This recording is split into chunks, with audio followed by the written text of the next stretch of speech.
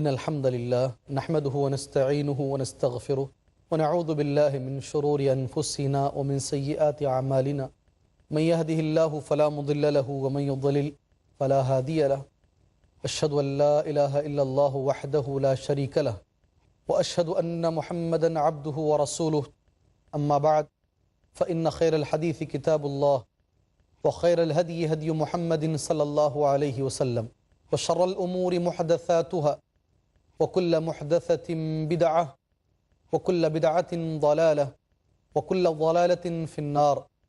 محترم ناظرین، السلام علیکم ورحمۃ اللہ وبرکاتہ۔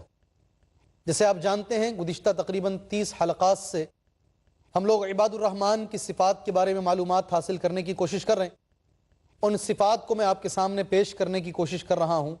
اللہ تبارک و تعالیٰ سے دعا گو ہوں اللہ مجھے اور آپ کو ان صفات سے متصف ہونے کی توفیق عطا فرمائے۔ آخری جو صفت آخری حلقے میں نے آپ کے سامنے بیان کی تھی، عباد الرحمن ہمیشہ توبہ و استغفار میں لگے رہتے ہیں۔ ان کی صفات میں ایک اہم صفت یہ ہے، ان سے جب گناہ ہوتا ہے فوری طور پر توبہ کر لیتے ہیں۔ تو آخری کچھ باتیں میری اس تعلق سے باقی رہ گئی تھیں۔ ہر توبہ یہ توبۃ النصوح نہیں ہوتی۔ اگر توبۃ النصوح ہونا ہے، توبہ کو مقبول توبہ ہونا ہے، اللہ اگر کون سی توبہ کو قبول کرتا ہے، اس کی 5 شرطیں، ان میں سے ایک شرط میں صرف آپ کے سامنے بول سکا تھا، باقی شرطیں ناظرین اکرام باقی ہیں۔ ان کو میں مکمل کر کے عباد الرحمن کی جو 10ویں صفت ہے اس کی طرف میں انشاءاللہ اس کے بعد آنا میں مناسب سمجھتا ہوں۔ پہلی شرط ہے، جیسے میں نے کہا، ندامت، شرمندگی۔ آدمی کے اندر گناہ کے بارے میں شرمندگی ہو، احساس ہو آدمی کے اندر کہ ہاں مجھ سے گناہ ہو چکا ہے۔ یہ پہلی شرط ہے جس کے تعلق سے میں نے کئی مثالیں آپ ناظرین کے سامنے پیش کی ہیں۔ دوسری شرط الاقلاع عن الذنب، گناہ آدمی سے ہو گیا، فوراً اس گناہ کو چھوڑ دینا۔ فوراً ہو چکا ہے، مرتکب ہے گناہوں کا، فوراً اسے چھوڑنے کی کوشش کرنا، وقت نہیں لینا، کوشش کر کے امیڈیٹ اس گناہ کو چھوڑنے کی کوشش کرنا ہے۔ تیسری جو شرط بتائی جاتی ہے اللہ یعود، کہ زندگی میں دوبارہ کبھی اس گناہ کی طرف سوچنا بھی نہیں۔ لوگ گناہ تو چھوڑ دیتے ہیں، مگر یہ جو تیسری شرط ہے گناہ کی طرف واپس جانے کا جو مسئلہ ہے، بہت سارے لوگوں کو دیکھا گیا ہے گناہ چھوڑتے ہیں اور بعد میں دوبارہ اسی گناہ کے اندر ملوث، اور وہ بھی ایسا ملوث ہو جاتے ہیں پہلے سے بھی زیادہ کرنے لگتے ہیں، پہلے سے بھی زیادہ۔ کچھ لوگ شراب چھوڑ دیتے ہیں، بہت اچھی بات ہے، الحمدللہ، اللہ ان کو ثابت رکھے، اللہ ان کو شراب سے دور رکھے۔ مگر جب دوبارہ پیتے ہیں، دوبارہ اس کی طرف جاتے ہیں تو پہلے سے بھی بدتر حالت ہوتی ہے، پہلے سے زیادہ گئے گزرے ہو جاتے ہیں۔ یہ نہیں میرے بھائی، ایسا نہیں ہے۔ ایسی نیت رہے توبہ کرتے وقت، میرے سے ایک گناہ ہو گیا، گناہ چھوڑ رہا ہوں اور زندگی میں کبھی اس گناہ کی طرف دوبارہ نہ جائے، اللہ یعود۔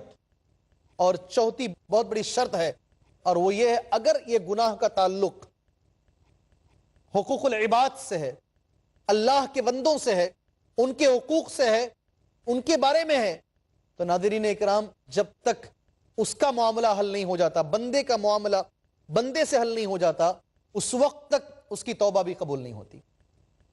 آپ نے کسی کی زمین ہڑپ لی ہے، آپ نے کسی کا مال دبا لیا ہے، آپ نے کسی کو جو ہے دھوکے سے مال کما لیا ہے، جب تک آپ اس کے بارے میں صلح صفائی نہیں کر لیتے، اس وقت تک آپ کی توبہ اس کے تعلق سے کبھی قبول نہیں ہوتی۔ آپ نے جس کی عزت سے کھیلا ہے، اسی لیے غیبت حرام ہے اسلام کے اندر، اور غیبت کا معنی ہی یہی ہے کہ کسی کے بارے میں اس کے پیٹھ پیچھے گفتگو کرنا، اسے اچھا تو نہیں لگتا، آپ نے اس کی عزت سے کھیلا ہے، اور جب تک اس سے جا کر معافی نہیں مانگیں گے، ہاں میں نے آپ کی غیبت کی، آپ مجھے معاف کر دیجئے، یہ توبہ اس کے تعلق سے صحیح نہیں ہوگی۔ اور پریشانی کی بات تو یہ ہے ناظرین، کتنے لوگوں کے بارے میں ہم نے غیبتیں کی ہیں، کتنے لوگوں کے پیٹھ پیچھے ہم نے باتیں کی ہیں، ان کے خلاف ہم نے باتیں کی ہیں، ہم کو یاد ہی نہیں ہے۔ کس کس سے جا کر معافی مانگیں گے جب تک وہ آدمی معاف نہیں کرے گا جس کے ساتھ یہ گناہ ہوا ہے، جس پر یہ ظلم ہوا ہے، اس وقت تک اللہ تبارک و تعالیٰ بھی توبہ قبول نہیں کرے گا۔ نبی کریم صلی اللہ علیہ وسلم کی خود مثال، آپ صلی اللہ علیہ وسلم بدر کی جنگ کے لیے صفوں کو درست کر رہے ہیں، ایک آدمی اپنا سینہ سامنے لا کر کھڑا کر دیا ہے، ایک صحابی تھے رضی اللہ عنہ، اللہ کے نبی کے ہاتھ میں ہمیشہ ایک چھڑی ہوتی تھی، اسی چھڑی کو لے کر آپ جمعہ کا خطبہ بھی دیا کرتے تھے، اسی لیے آج خطیب لوگ اپنے ہاتھ میں وہی عصا پکڑ کر کے خطبہ دیتے ہیں۔ آپ صلی اللہ علیہ وسلم نے اس چھڑی کے ذریعے سے وہ سامنے جس کا سینہ آ چکا تھا اس کے سینے پہ چھڑی رکھا اور اس کو ذرا پیچھے ڈھکلا، چلو بھی ذرا صف میں برابر کھڑے ہو جاؤ۔ وہ جو شخص تھے وہ صف چھوڑ کر باہر آ کر کھڑے ہو گئے۔ انہوں نے کہا اللہ کے رسول صلی اللہ علیہ وسلم آپ نے میرے اوپر ظلم کیا ہے، استغفر اللہ، آپ نے مجھے چھڑی سے چبویا ہے، جب تک میں آپ کو نہیں چبو لوں گا اس وقت تک مجھے قرار نہیں آئے گا۔ ناظرین اس بات کو مکمل سن لیں، اللہ کی خاطر پوری سن لیں۔ بدر کی جنگ، علی رضی اللہ عنہ کے ہاتھ میں پہلے سے تلوار ہے، حضرت عمر کے ہاتھ میں پہلے سے تلوار ہے رضی اللہ عنہ، صحابہ کرام طیش میں آ چکے ہیں، کیا کہہ رہا ہے یہ آدمی اللہ کے نبی کو صلی اللہ علیہ وسلم؟ نبی کریم صلی اللہ علیہ وسلم رحمت للعالمین، آپ نے اپنا سینہ حاضر کیا اس کے سامنے، اپنی چھڑی اس کے ہاتھ میں دے دی، میں نے تجھ کو چھڑی سے چبویا ہے بھائی، ٹھیک ہے تم بھی مجھے چبو لو۔ وہ صحابی نے کہا اے اللہ کے رسول میں تو بدن پہ کپڑا نہیں رکھا تھا، یہاں پر یہ حصے پہ کپڑا نہیں تھا، آپ تو اوپر چادر اوڑے ہوئے، چادر نکالیے نا آپ، تبھی تو برابر کا انصاف ہوگا۔ بندے سے بندے کے بارے میں چھوٹا بھی گناہ ہوتا ہے اس دنیا کے اندر حل ہو جانا چاہیے۔ نبی نے چادر بھی اٹھا دی، کندھے پر سے چادر بھی نکال لی، چلو بھی چبا لو۔ وہ صحابی رسول ہاتھ میں چھڑی لے کر قریب آئے، اللہ کے رسول صلی اللہ علیہ وسلم کے پیچھے گئے، گردن اور کندھے کے بیچ میں ایک ابھرا ہوا حصہ تھا نبی کریم صلی اللہ علیہ وسلم کا، گوشت کا حصہ کچھ ابھرا ہوا تھا، اس کو مہر نبوت کہتے ہیں۔ وہ صحابی پیچھے آئے، اپنا منہ وہاں لے کر کے گئے اور بوسہ دیا اور پوری محبت سے نبی کریم صلی اللہ علیہ وسلم کے بدن کو اپنے بدن سے لگا لیا، رونے لگے۔ بس اللہ کے نبی نے کہا کیا کر رہے ہیں؟ کہا میں جنگ میں جا رہا ہوں، جانے سے پہلے اصل میری نیت یہ تھی کہ آپ کے بدن سے میرا بدن ایک مرتبہ مل جائے اور میں مہر نبوت کو ایک مرتبہ بوسہ دے لوں۔ اے اللہ کے رسول میں کیسے آپ کو چبا سکتا ہوں؟ یہ الگ مسئلہ ہے، صحابہ کی محبت، صحابہ کے پاس اللہ کے رسول صلی اللہ علیہ وسلم کی اہمیت، یہ الگ مسئلہ ہے۔ لیکن نبی کریم صلی اللہ علیہ وسلم نے برابر اپنا سینہ ان کے سامنے پیش کر دیا۔ کتنے لوگ ہیں جن کو ہم دنیا کے اندر ان کی زندگیوں کو خراب کر دیتے ہیں ہم، کتنے لوگ ہیں، کتنے بچے ہیں جن کو ہم یتیم کر چکے ہیں اور عورتوں کو بیوہ کر چکے ہیں، پھر بھی حاجی حج کر کے واپس آتے ہیں، سمجھتے ہیں کہ رجع کیوم ولدتہ امہ، ایسے واپس آتا گویا کہ اس کی ماں نے اس کو جنم دیا ہے۔ جب تک بندوں کا مسئلہ دنیا میں حل نہیں ہوگا اس وقت تک وہ توبہ بھی قبول نہیں ہوتی۔ حقوق العباد کیا سمجھتے ہیں آپ؟ کیا سمجھتے ہیں حقوق العباد کو؟ بندوں کا مسئلہ جب تک بندوں سے حل نہیں ہوتا اس وقت تک اللہ تبارک و تعالیٰ اسے معاف نہیں کرتا۔ یہاں حل کر لیجئے، دنیا میں حل کر لیجئے۔ واقعات کے لیے میرے پاس وقت نہیں ہے اور بہت سارے مضامین ہمارے سامنے باقی ہیں۔ یہ رہی چوتھی شرط، اگر اس گناہ کا تعلق انسانوں سے ہے، حقوق العباد سے ہے، تو وہ جب تک معاف نہیں کریں گے اس وقت تک اللہ تبارک و تعالیٰ وہ توبہ قبول نہیں کرے گا، وہ توبہ قبول نہیں فرمائے گا۔ پانچویں بہت اہم شرط، اس کی طرف ہمارا دماغ نہیں جاتا ہے، توبہ کب کرنا ہے؟ ایک وقت اللہ کے رسول صلی اللہ علیہ وسلم نے ہر مسلمان کے لیے طے کیا ہے۔ میں نے یہ توبہ کا جب درس شروع کیا، شروع میں ایک حدیث میں نے پڑھی، ایک دروازہ ہے جنت میں جو بند نہیں ہوتا، 8 دروازوں میں سے ایک دروازہ کھلا ہوا ہے، 8 دروازے بند ہیں، اور اس کی مسافت میں نے بتائی آپ کے سامنے، 70 سال اگر ایک آدمی چلتا ہے تو کتنی دور چلے گا، اتنا بڑا دروازہ ہے۔ یہ بند کب ہوتا ہے؟ اب سنیے گا، اللہ کے نبی فرماتے ہیں ما لم یغرغر، یہ نبی کا لفظ ہے، ما لم یغرغر، آدمی کو توبہ کر لینی چاہیے غرغرے سے پہلے، غرغرے سے پہلے۔ یہ غرغرے کا لفظ اللہ کے نبی نے استعمال کیا۔ کیا معنی ہے غرغرے کا؟ آدمی کو مرنے سے پہلے زبان بند ہو جاتی ہے، الفاظ زبان سے نہیں آتے، بس سانس جو چلتی ہے اس سانس میں غرغر کی آواز آتی ہے، سانس اور غرغر کی آواز کے ساتھ آدمی مرتا ہے۔ غرغرہ، یا آپ کہہ لے سکتے ہیں سکرات۔ غرغرے سے پہلے جس آدمی کو اس بات کا یقین ہو جاتا ہے کہ اس کی موت اس کے سر پر کھڑی ہوئی ہے، تب تو سبھی سدھر جاتے ہیں۔ قرآن مجید پارہ 11 سورہ یونس، اس دنیا کا سب سے بڑا کافر، سب سے بڑا گنہگار آدمی بھی سدھر گیا تھا مرنے سے پہلے، جب اسے یقین ہو گیا کہ وہ مرنے والا ہے، میں بول رہا ہوں فرعون کے بارے میں، فرعون بھی مرنے سے پہلے جب پانی ادھر سے ادھر سے گھیر لیا اسے، فرعون نے کہا آمنتو، فرعون کا لفظ ہے، قرآن میں پیش کیا گیا ہے، میں ایمان لے کر کے آتا ہوں، میں مسلمان بن جاتا ہوں۔ اللہ تبارک و تعالیٰ نے فرعون سے کہا الآن وقد عصیت قبل وکنت من المفسدین، اب تو توبہ کر رہا ہے، اب توبہ کر کے کوئی فائدہ نہیں ہے، اس سے پہلے کی تیری ساری کی ساری زندگی فساد میں گزری ہے، غلطیوں میں گزری ہے، نہیں کوئی فائدہ نہیں ہوگا غرغرے سے پہلے۔ ناظرین باقی جو شرائط ہیں انشاءاللہ تعالی اس مختصر سے وقفے کے بعد، بریک کے بعد میں آپ کے سامنے بیان کروں گا۔ اللہ سے دعا ہے قبل از وقت اللہ ہمیں توبہ کرنے کی توفیق عطا فرمائے، آمین۔ وصلی اللہ علی نبی الکریم۔ السلام علیکم ورحمۃ اللہ وبرکاتہ۔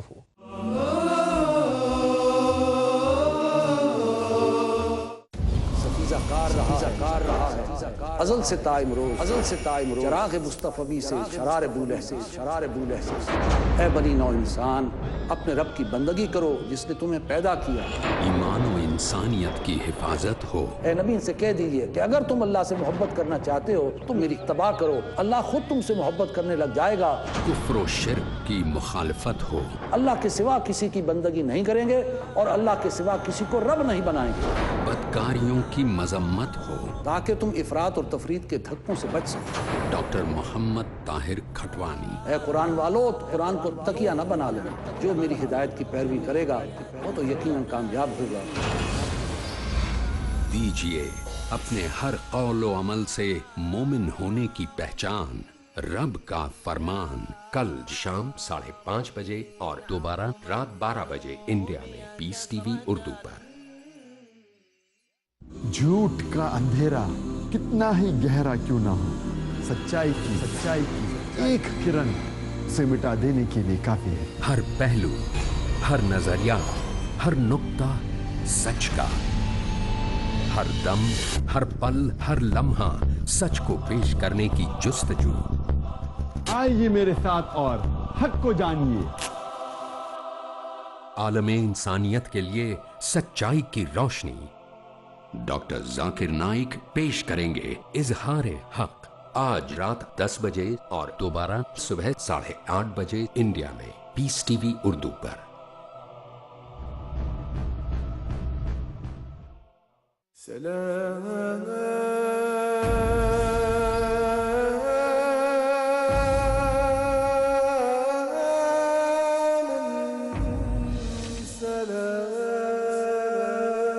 قرآن وہ سنت کی روشنی میں، اسلام کی مکمل رہبری میں،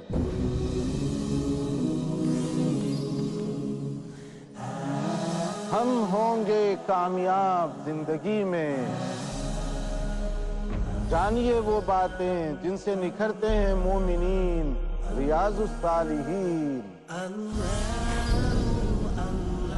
جانیے وہ کارآمد کلمات جن پر عمل کرنے کی تلقین کر رہا ہے خود رب العالمین، ریاض الصالحین، ہر پیر رات 8:30 بجے اور دوبارہ دوپہر 1 بجے انڈیا میں پیس ٹی وی اردو پر۔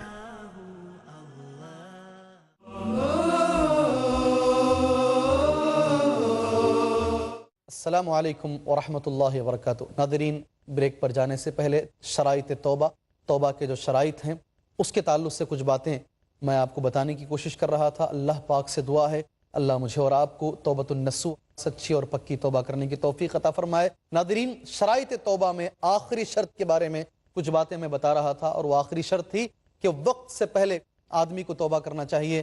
بہت سارے علماء کرام اللہ تبارک و تعالیٰ ان کی خدمات کو قبول فرمائے، ان کے فقہ کو اللہ تبارک و تعالیٰ قبول فرمائے۔ علماء یہاں تک کہتے ہیں آدمی کو جب ڈاکٹر یہ لکھ کر کے دے دے کہ ہاں تمہارا کینسر 4th اسٹیج میں آ چکا ہے، 3rd اسٹیج میں آ چکا ہے، اب تمہیں بچنے کی کوئی بھی امید باقی نہیں ہے، اس وقت اگر کوئی آدمی، یہ میرا قول نہیں ہے علماء کا قول ہے، اس حدیث کی روشنی میں علماء اکرام بیان کرتے ہیں جب آدمی کو گارنٹی ہو جاتی ہے کہ ہاں اس کی موت 2 مہینے پیچھے ہے، 3 مہینے پیچھے ہے، اب آ کر وہ توبہ کرتا ہے تو کہتے ہیں وہ توبہ میں وہ جان نہیں رہتی جو جان ہونی چاہیے۔ اس دنیا کا سب سے بڑا کافر، سب سے بڑا گنہگار آدمی بھی سدھر گیا تھا مرنے سے پہلے، جب اسے یقین ہو گیا کہ وہ مرنے والا ہے۔ میں بول رہا ہوں فرعون کے بارے میں۔ فرعون بھی مرنے سے پہلے جب پانی ادھر سے ادھر سے گھیر لیا اسے، فرعون نے کہا آمنتو، فرعون کا لفظ ہے، قرآن میں پیش کیا گیا ہے، میں ایمان لے کر کے آتا ہوں، میں مسلمان بن جاتا ہوں۔ اللہ تبارک و تعالیٰ نے فرعون سے کہا الآن وقد عصیت قبل وکنت من المفسدین، اب تو توبہ کر رہا ہے، اب توبہ کر کے کوئی فائدہ نہیں ہے، اس سے پہلے کی تیری ساری کی ساری زندگی فساد میں گزری ہے، غلطیوں میں گزری ہے، نہیں کوئی فائدہ نہیں ہوگا۔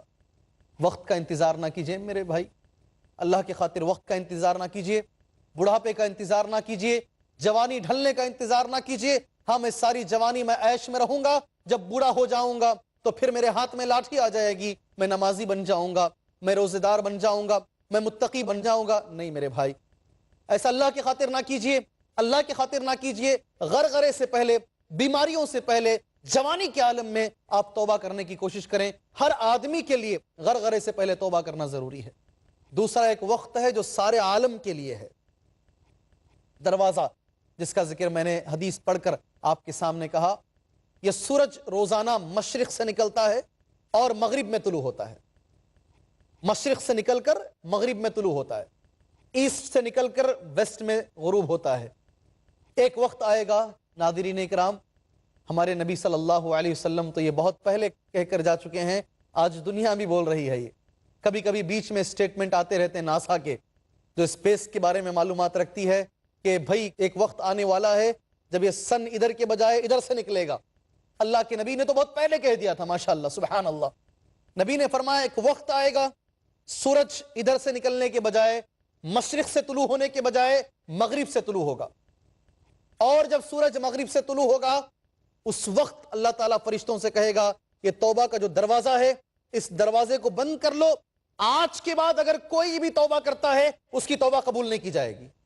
اتنا بڑا دروازہ، اللہ اکبر، اتنا بڑا دروازہ، اس دروازے کو بند کر دیا جاتا ہے، اس کے بعد کسی بھی انسان کی توبہ نہیں جاتی، اس لیے کہ تب تو سب کو یقین ہو جاتا ہے۔ اور میں یہاں یہ بھی بتا دوں گا، جب دیکھ کر مان لیتے تو کوئی فائدہ نہیں ہے، ہمارا ایمان تو بالغیب ہے۔ یؤمنون بالغیب والے لوگ بغیر دیکھے کہ ماننا تو کمال ہے۔ کئی لوگ سوال کرتے ہیں، ٹھیک ہے شیخ، اللہ سبحانہ و تعالیٰ اپنا دیدار کیوں نہیں کرا تھا؟ کیا بولتے ہیں؟ ہم اللہ تبارک و تعالیٰ کو دیکھتے کیوں نہیں ہیں؟ کئی لوگ ہم سے سوال کرتے ہیں۔ جی ہاں، اگر اللہ اپنا دیدار کرا دے تو ساری دنیا میں ایک بھی کافر باقی نہیں رہے گا، سب کے سب اسی لمحہ مسلمان ہو جائیں گے، پھر جنت اور جہنم رہی کیوں؟ امتحان کہاں ہے؟ اس دنیا کے امتحان کا سب سے بڑا سوال یہ ہے کہ آدمی بغیر دیکھے کہ اللہ پر ایمان لائے، بغیر دیکھے کہ۔ ناظرین، یہ کچھ توبہ کے بارے میں جو اہم باتیں میں نے مناسب سمجھی آپ ناظرین کے سامنے میں نے پیش کیا۔ یہ جو عباد الرحمن ہیں ان کی الحمدللہ یہ 90 صفت تھی، وہ توبہ کرتے ہیں، گناہ تو ہوتے ہیں ان سے، جب گناہ ہوتے ہیں تو فوراً توبہ کرتے ہیں، اور توبہ میں یہ 5 شرطیں ان کی توبہ کے اندر شامل ہوتی ہیں۔ اس کے بعد ہم آگے بڑھتے ہیں، عباد الرحمن کی جو 10ویں صفت ہے، الحمدللہ ثم الحمدللہ، ہم وہ 10ویں صفت کی طرف چلتے ہیں۔ 10ویں صفت یہ ہے، قرآن مجید کی آیت کریمہ جو اللہ پاک نے پیش فرمائی، والذین لا یشہدون الزور، بڑی اہم صفت ہے یہ بھی ماشاءاللہ۔ عباد الرحمن کبھی بھی جھوٹی گواہی نہیں دیتے، یہ ان کی 10ویں صفت ہے، 10ویں کوالٹی ہے، عباد الرحمن کبھی جھوٹی گواہی نہیں دیتے۔ ناظرین، میں آپ کی تھوڑی سی توجہ چاہتا ہوں۔ شہیدہ یشہدو، شہادہ جو عربی زبان میں لفظ ہے، اس کے 2 معنی آتے ہیں، 2 معنوں کے اندر 2 الگ الگ باتیں نکلیں گی۔ پہلا معنی اس کا آتا ہے شہیدہ یشہدو، شہود، حاضری دینا۔ اس وقت معنی یہ ہوگا عباد الرحمن کبھی بھی غلط مجلسوں میں جہاں قرآن و حدیث کا مذاق اڑایا جاتا ہے ان مجلسوں میں کبھی بھی عباد الرحمن نہیں جاتے۔ اگر ہم اس لفظ کو معنی یہ لیتے ہیں، اور میں نہیں لے رہا ہوں، اللہ اکبر، میں کون ہوتا ہوں، دنیا کے ایک بہت بڑے مفسر علامہ قرطبی رحمۃ اللہ علیہ اس کا یہ معنی بیان کرتے ہیں، اور محمد بن صالح العثیمین رحمۃ اللہ علیہ اس کا یہ معنی بیان کرتے ہیں کہ اس کا ایک معنی یہ ہو سکتا ہے کہ وہ غلط مجلسوں میں، گندی مجلسوں میں، گناہوں کا ارتکاب جہاں ہوتا ہے ان مجلسوں میں عباد الرحمن کبھی نہیں جاتے ہیں۔ یہ پہلا معنی۔ دوسرا معنی، میں دونوں معنی انشاءاللہ بیان کروں گا۔ اگر اس لفظ کا ہم یہ معنی لیتے ہیں شہید یشہد شہادہ، تو اس کا معنی ہوتا ہے عباد الرحمن کبھی بھی جھوٹی گواہی نہیں دیتے ہیں. دونوں معنی اس سے نکلتے ہیں. ہم پہلے معنی کے تعلق سے معلومات حاصل کریں گے. عباد الرحمن کبھی بھی ان مجلسوں میں شریک نہیں ہوتے جہاں پر اللہ اور اس کے رسول کا مذاق اڑایا جاتا ہو. قرآن مجید کی 2 آیتیں اور میں اس کے ساتھ جوڑنا مناسب سمجھتا ہوں. پہلی آیت سورۃ النساء آیت نمبر 140. اس آیت کو صرف علم کے تحت نہ رکھیں بلکہ عمل میں بھی لانے کی کوشش کریں.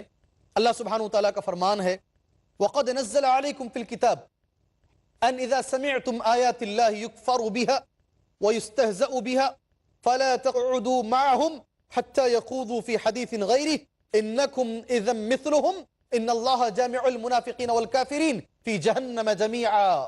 140ویں آیت ہے یہ سورۃ النساء. ترجمہ اس آیت کا یہ ہے یقیناً تمہارے رب نے کتاب میں یہ باتیں نازل فرمائی ہیں. وَقَدْ نَزَّلَ عَلَيْكُمْ فِي الْكِتَابِ أَنْ إِذَا سَمِعْتُمْ آيَاتِ اللَّهِ، اگر کسی بھی مجلس کے اندر تم دیکھو اللہ کی آیتوں کا مذاق اڑایا جا رہا ہو، یکفر بہا، اللہ کی آیتوں کا انکار کیا جا رہا ہو، فلا تقعدوا معهم، ایسی مجلس میں کبھی نہ بیٹھو.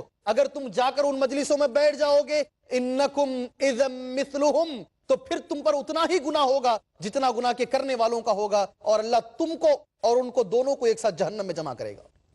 ان اللہ جامع المنافقین والکافرین فی جہنم جمیعا، جہنم کے اندر دونوں کو ملا کر اللہ تعالیٰ ایک ساتھ جمع کرے گا. اگر اللہ سبحانہ وتعالیٰ نے ذرا بھی ہمیں سوچنے کی طاقت دی ہے، ہم سوچ سکتے ہیں ہم تو گناہ نہیں کر رہے ہیں لیکن ایسی مجلس میں جاتے ہیں، یا ربی ایسی محفل میں جا کر بیٹھتے ہیں جہاں پر اللہ کی آیتوں کا مذاق اڑایا جا رہا ہو، جہاں پر نبی کریم صلی اللہ علیہ وسلم کا مذاق اڑایا جا رہا ہو، صرف جا کر بیٹھنا ہی گناہ ہے. قرآن کی ایک دوسری آیت کریمہ سورۃ الانعام میں ہے آیت نمبر 68. اللہ سبحانہ وتعالیٰ کا فرمان ہے وَإِذَا رَأَيْتَ الَّذِينَ يَخُوضُونَ فِي آيَاتِنَا فَأَعْرِضْ عَنْهُمْ حَتَّى يَخُوضُوا فِي حَدِيثٍ غَيْرِهِ، اگر تم دیکھو کچھ لوگ ہیں جو ہماری آیتوں کا مذاق اڑا رہے ہیں، اعرض عنہم، اس سے منہ پھیر کر اڑ جاؤ یہاں تک کہ وہ دوسری گفتگو کرنے لگیں. حَتَّى يَخُوضُوا فِي حَدِيثٍ غَيْرِهِ، قربان جائے ناظرین قرآن کی اس آیت پر اللہ کی خاطر غور کریں آپ. وَإِمَّا يُنْسِيَنَّكَ الشَّيْطَانِ، اگر شیطان نے تم کو بھلا دیا، بھول کر اس مجلس میں بیٹھ گئے، قرآن کے طرف باقاعدہ الفاظ قرآن کے ہیں، فَلَا تَقْعُدْ بَعْدَ الذِّكْرَى، یاد آنے کے بعد مت بیٹھو، اٹھ کے چلے جاؤ وہاں سے. مع القوم الظالمین، ایسی مجلسوں میں کبھی نہیں جانا، ایسی مجلسوں میں کبھی شرکت نہیں کرنا جہاں پر اللہ اور اس کے رسول صلی اللہ علیہ وسلم کا مذاق اڑایا جا رہا ہو. میں ایک حدیث آپ کے سامنے بولنا چاہوں گا، حدیث صحیح بخاری کی ہے، راوی حدیث عبداللہ ابن عمر رضی اللہ عنہما ہیں، صحیح بخاری میں ہے ماشاءاللہ. عبداللہ ابن عمر نے ایک مرتبہ حضرت ابو ایوب انصاری رضی اللہ عنہ کو اپنے گھر میں کھانے کی دعوت دی، بخاری میں ہے باقاعدہ صحیح بخاری کے اندر ماشاءاللہ. ابو ایوب انصاری کون ہے؟ یہ میزبان رسول صلی اللہ علیہ وسلم. پہلی مرتبہ نبی کریم صلی اللہ علیہ وسلم جب مکے سے مدینہ تشریف لائے، انہی کے گھر اللہ کے رسول صلی اللہ علیہ وسلم مہمان بن کے رہے. نبی کی اونٹنی صلی اللہ علیہ وسلم ابو ایوب انصاری رضی اللہ عنہ کے گھر پر ہی رکی تھی. میزبان رسول ہیں صلی اللہ علیہ وسلم. ان کو ایک مرتبہ حضرت عبداللہ ابن عمر نے اپنے گھر میں دعوت کو بلایا. ابو ایوب انصاری آئے، گھر میں دیکھا ایک پردہ لگا ہوا ہے، اس پردے کے اوپر کچھ ایسی چیزیں ہیں جو نہیں ہونی چاہیے. صحیح بخاری میں. آپ ادھر ادھر کی بات بولیں گے تو بولیں گے حضرت نہیں. سترن، ایک پردہ لگایا ہوا. ابو ایوب انصاری نے کہا اے عبداللہ ابن عمر، آپ سے مجھے امید نہیں تھی. قربان جائے عبداللہ ابن عمر پر. عبداللہ ابن عمر کہتے ہیں اے ابو ایوب انصاری، عورتیں غالب آ گئی، مجھے معلوم نہیں تھا، عورتوں نے لگا دیا ہے. انشاءاللہ اس حدیث کو میں اگلے حلقے میں مکمل کروں گا. اللہ سے دعا ہے اللہ سبحانہ وتعالی عباد الرحمن کی جو بہترین صفات ہیں اللہ مجھے اور آپ کو اس سے متصف فرمائے. اللہ عباد الرحمن جیسا ہم کو بھی بنائے. اللہ ہمارے گناہوں کی مغفرت فرمائے. آمین. وصلی اللہ علی النبی الکریم. سبحانک اللہم وبحمدک اشہد ان لا الہ الا انت استغفرک واتوب الیک. السلام علیکم ورحمۃ اللہ وبرکاتہ.